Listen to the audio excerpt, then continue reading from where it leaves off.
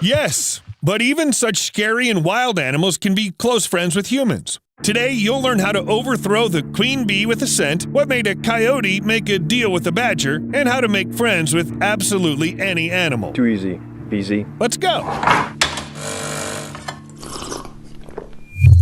What could be cuter than kittens? Only lion cubs. Well, look at this guy. He's got a lot of character. Unlike his brothers or sisters, he's very unhappy. You know what the problem is? A human. Here's a simple fact. Most wild animals don't want to befriend humans. Don't feel bad. As the saying goes, it's not us, it's them. Being friends with humans is contrary to animals' nature. Outside of animated movies, it rarely happens. But then why are these two lion cubs sitting so calmly in the man's arms? And what about all those stories of amazing animal-human friendship? Lots of examples. Versus one angry lion cub. In fact, there's a reason for his behavior. Dean Schneider understands wild predators so well that he's even managed to become a part of the pride. Literally, he raised several lions, which then became a family in the sanctuary and took the human in. Although he's not exactly a human, Dean claims that the lions don't consider him a different species because the man speaks their language. Rolls around with everyone else and does other lion stuff. That's because Dean has been with them for a very, very long time. You see where I'm going with this? Any animal can become your friend if you have been in its life since childhood. Now back to the angry lion cub. Things are starting to clear up, aren't they? Unlike the couple the humans had been taking care of since birth, this fellow had only been around lions for 2 months. No wonder he's not thrilled with Homo sapiens. It'll be very difficult to change his mind. It'll take a lot of time, effort, patience, and will not necessarily end successfully. So it turns out that animals don't see people as their friends, even if they're on good terms with them. Our best chance is to become a member of the pack? Sounds reasonable, but what about those stories when people have rescued mature animals, and then they're meeting them very emotionally? Here, look at the lion named Jupiter hugging the woman who saved him from death. This is what he used to look like. The difference is remarkable. The video went viral in 2011, but everyone seemed to forget that Jupiter was not found starving in the savannah, but was rescued from a circus. At the time of his rescue, he was quite young. In addition, he'd been in contact with humans all his life, since childhood. So it doesn't count. And what about the pelican named Big Bird? People found him on the shore after a big storm, nursed him back to health, taught him to fly, and even went fishing together. He too was a baby when he got separated from the flock, so he took the rescuers for his kin. Their beaks are kind of small, of course, but you can't choose your family. Okay, I've got it all figured out with baby animals. You find one, raise it up, and you have yourself a furry or feathered friend. But what about the adults? There must be a way to find an understanding with them. Well, not a lion. Seriously, don't try that. But there's a way to do this, and it works without fail on any critter, regardless of its species, sex, or age. An absolutely ingenious and yet simple method. When I learned about it, I was shocked. Just give them food. Seriously. For example, someone managed to make friends with a wild boar.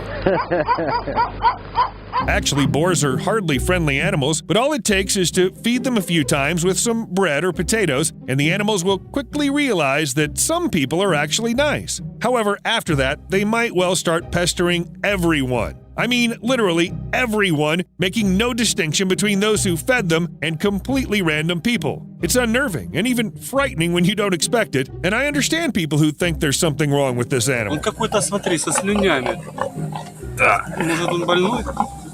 As I said, wild animals themselves don't want to be friends with people. So if any animal starts to show unexpected friendliness, comes out of the woods into the city, approaches people, it's better to stay away from it. Yeah, maybe that fox. I don't know, it was raised by chickens, that's why it likes people? But most likely it's just a carrier of rabies, and this is a disease that threatens a painful death. Understandably, if a wolf suddenly starts wandering the streets, no one would decide to rub its ears. But harmless and cute-looking animals like foxes and raccoons can pose a deadly danger to humans as well. Just keep in mind that unless you're a Disney princess, wild animals shouldn't come out of the woods to socialize with you. If you think about it, all the examples I've already mentioned can't be called friendship. They're simple tricks, real-life cheat codes, isolated, rare occurrences. And boars just like to eat. Wait. But then how do you explain all these cool and overwhelmingly cute stories? Well, it's time to take a closer look, because they have something in common. Yes, it's all about humans. Each of these animals has been domesticated, which means they're used to socialization. Because of their frequent contact with humans, it becomes easy for them to be friends with each other, and that basically works both ways. Now, you can befriend almost any animal yourself, as long as it's domesticated and you have the patience. Even if it's a chicken, you can teach it to play the piano and go on tour.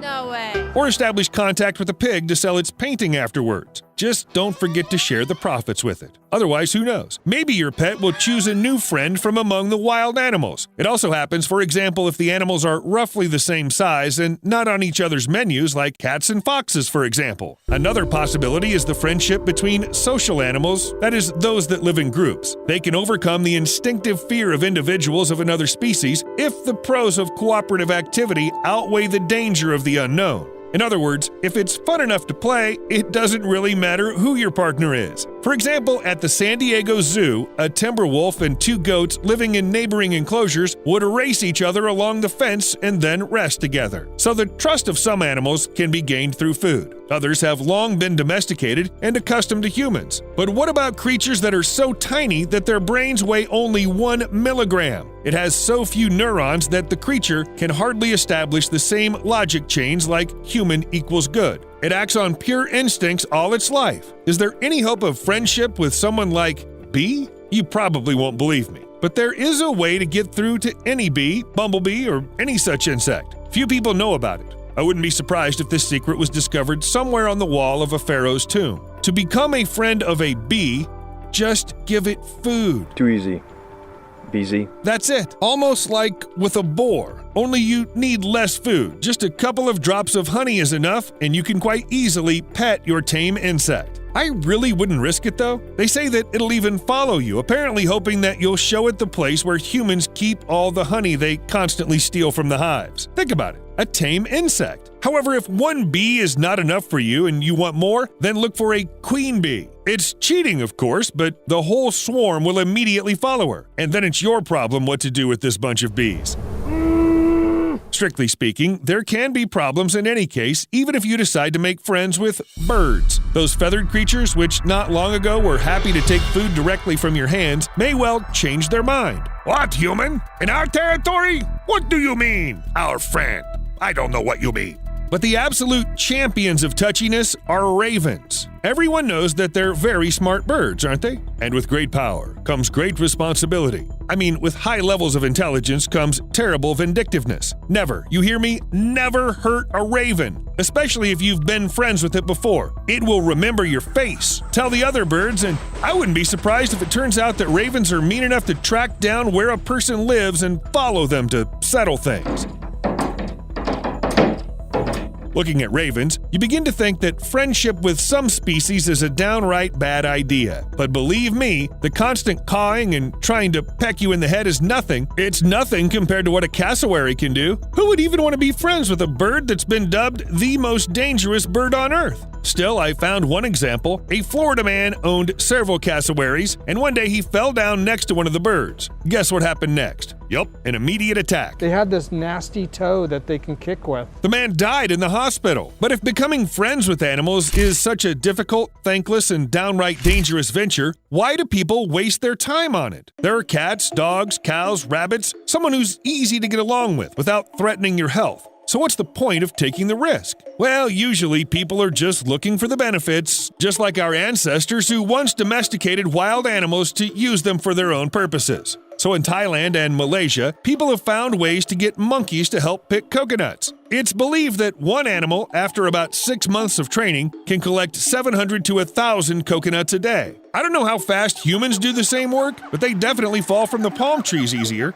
You may have already started to think that people are shamelessly taking advantage of animals, and this doesn't seem like friendship at all. But in fact, when animals themselves do something like that, we see them as the best of friends. Take coyotes, for example. Sometimes they eat badgers, but often the two species work in tandem, hunting prairie dogs. The coyote may chase prey if it runs, and the badger may catch it underground if the prairie dog is hiding in a burrow. These partnerships tend to occur during the warmer months. And look, okay, let's face it, coyotes and badgers are the perfect partners in crime.